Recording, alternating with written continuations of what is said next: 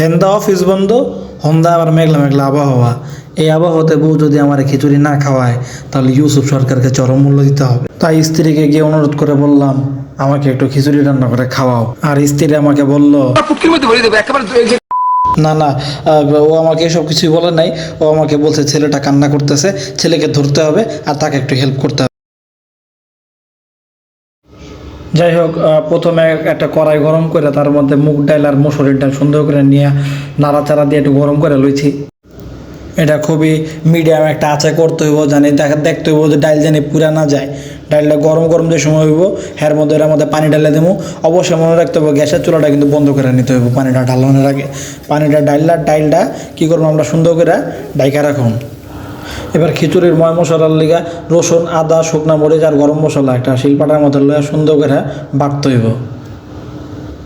মশলাটা শিলপাটাতে বাটলেই বেশি মজা হয়, কারণ ব্লেন্ডারের মশলা বা প্যাকেট মশলা এতটা মজা লাগে না আমার কাছে শিলপাটার মধ্যে বাইটা রানলেও এটা বেশি মজা লাগে।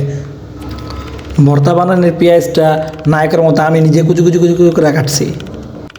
কাটটা একটা বাটির মধ্যে সুন্দর মতো রেখে দিলাম, দিয়া এরপরে একটা রাইস কুকারের মধ্যে পানি দিয়ে রাখুন। ওটা সুন্দর করে বলকটা পর্যন্ত রাইস কুকারে গরম করুন। এবার একটা কড়াই নেবো, কড়াইটা গরম করে তার মধ্যে তেল দিয়ে নেবো। তেলের মধ্যে আমরা কয়েকটা ছাড়ুন, কয়েকটা তেজপাতা ছাড়ুন, এলাচি ছাড়ুন, যেটা আস্ত গোটা আর কি গরম মশলা ছাড়ুন। ছাইরা পেঁয়াজ বাটা দিয়ে দিব ওর মধ্যে। এটা বেসিক্যালি ক্লিয়ার করতেছি, এটা হলো আমরা ভুনা খিচুড়ি করুন। ভুনা খিচুড়ি করতে গেলে কী করতে হবে আমাকে এই মশলাটাকে একটা কড়াইয়ের মধ্যে দিয়ে তেল দিয়ে ভুনতে হইব।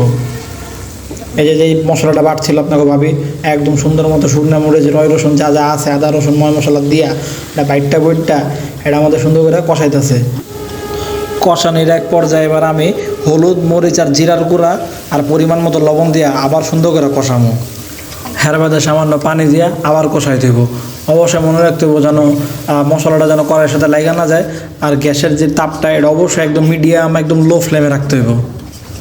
বাদে মশলাটা লাড়াচাড়া, চিনি চারা, আদা মারা, চামাখা দিয়া এমনি একটু লাড়াচাড়ার উপরে রাখতে হইব। যে চালটা আমরা আগে ভিজায় রাখছিলাম বা ধুয়ে রাখছিলাম, এই চালটা এই মশলার মধ্যে আমরা ঢেলা দেবো। চাউলটা ডালানোর লগে লগে মশলার লগে সুন্দর মতো মিশাই লাইতে হইব, যেন কোনো লাইগা না থাকে আর চাল যেন পুরানা যায়। আর লেগে নাড়াচাড়াটা কন্টিনিউ রাখতে হইব। চাল দিয়ে নাড়াচাড়া পরে এবার ফজরের উঠতে যে ডালগুলি ভিজায় রাখছিলাম, এই ডালটির কথা মনে আছে? ওটি লয়ে আসেন। এবার ওই ডালটা কী করবেন, কড়াই আমাদের টাস করে ডালা দিবেন। এবার জায়েদ খানরা যে আমরা শয়তানের লাড়াচাড়ে ঠিক অমনে চাল দিয়া ডাল দিয়া সব এক লগে লাড়তে চাড়তে হইব। ময় মুরব্বী কইছে অতিরিক্ত লালন চারণ সময়ের আগে আটকা মরণ। এর লেগে ময় মুরব্বীর প্রতি সম্মান রেখা আমরা লালন চারণ থামাই দিব। লাড়াচাড়া দেওয়া চাল ডিলে লইয়া এবার একটু আগে আমরা যে রাইস কুকারে পানিটা গরম দিয়েছিলাম সেই পানিটা বলক উঠে গেছে, সেখানে আমরা এগুলো ঢেলা দিব। সহধর্মিনীকে কথা দিয়েছিলাম ছেলেকে আমি ধরে রাখবো, তার এই সিলসিলা পোলাটা রইলে আমি খেলতেছিলাম গ্যাসের চুলাটার সামনে, যেটার মধ্যে প্রেশার কুকারে দেওয়া ছিল আলু ভর্তা করার লিগা। টাস করে প্রেশার কুকারটা তার সিটি মারলে পোলাও ভয় পেয়েছি, আমিও ভয় পেয়েছি। এক ধরে ফ্লাশের গতিতে গেলাম ঘরের মধ্যে যে ভেবে পড়ছি। যাই হোক, বাপে পুঁতে পরা পানি খায় আবার গেছি রান্নাঘরে, যা এই মাছ প্রায় ভাজা কমপ্লিট। আরও যদি দেবো ভর্তা বানানোর জন্য শুকনা মরিচ, লবণ দিয়ে ডলতেছে। নর্মালি ভর্তা বাড়তে আমি ডলি, কিন্তু যেহেতু ছেলেটা আমার কোলে রয়েছে এই জন্য আমি আর শুকনা মরিচ হাত দিই নাই। আপনাকে ভাবি এটা সুন্দর মতো করে ডলতেছে। ডইলে এবার আলু চটকায়া কাঁচা পেঁয়াজ দিয়া ওইটা ডলবো। আর আমার বেসিক্যালি ভর্তার ভিতরে কাঁচা পেঁয়াজটাই আমার বেশি পছন্দ। এই জন্য আপনারা দেখছিলেন যে কাঁচা পেঁয়াজটা আমি নিজের হাতে কুচি করছিলাম। আর এরকম কাঁচা পেঁয়াজটা বেশি করে সরিষার তেল দিয়া আলু ভর্তা বানায়, আলু ভর্তা গরম গরম খিচুড়ির সাথে সেই স্বাদ। পেঁয়াজ মরিচ ডলতে মাছের এক পেট ভাজা হয়ে গেছে গা। আর আপনাকে যে সমস্ত বন্ধু বান্ধব আত্মীয় স্বজন ভাজা মাছটা উল্টায় খেতে জানে না, তাগুলোকে ভিডিওটা শেয়ার করেন। খুন্তিতে বাইরে ভাজা মাছটা উল্টায় খাওয়া শিখাই দিব না।